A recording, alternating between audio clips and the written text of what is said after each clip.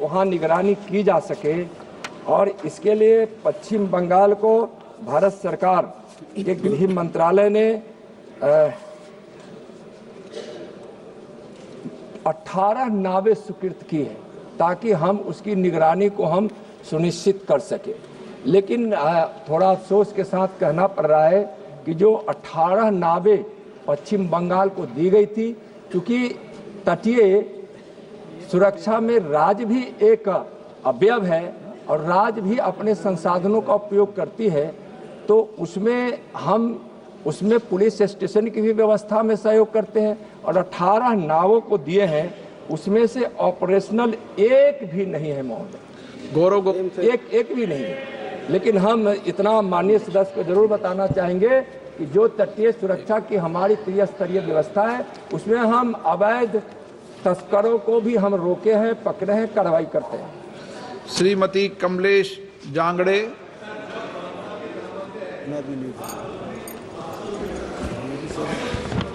अध्यक्ष महोदय, वर्ष 2014 से अब तक देश के किसी भी तटीय क्षेत्र में प्राकृतिक आपदा श्रीमती कमलेश जांगड़े। इधर बोल रहे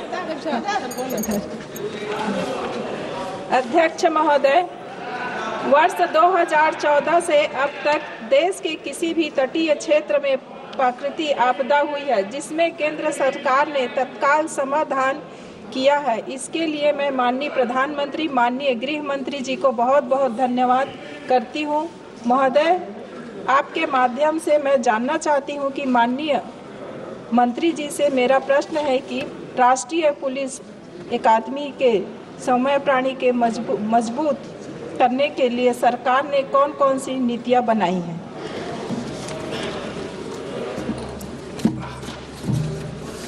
महोदय, एक अच्छी व्यवस्था शुरू की गई है कि भारत सरकार ने राष्ट्रीय तटीय पुलिस अकादमी, शायद माननीय सदस्य एनएससीपी के विषय में जानना चाह रही हैं, तो इसकी स्थापना की जो मंजूरी दी गई और उसके कार्य प्रगति पे है।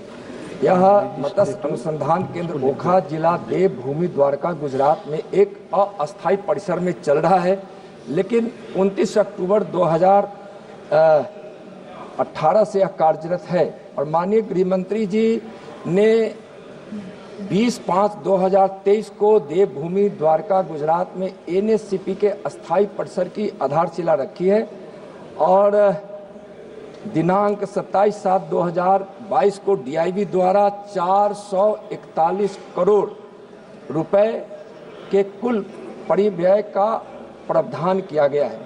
वर्तमान में उस परिसर का निर्माण कार्य चल रहा है, जैसे मिट्टी भरना, सीमा की दीवार, 120 पुरुषों के लिए बैरक और उसमें type 5 quarter, type 4, type 3, type 2 helipad का कार्य पूरा हो गया है।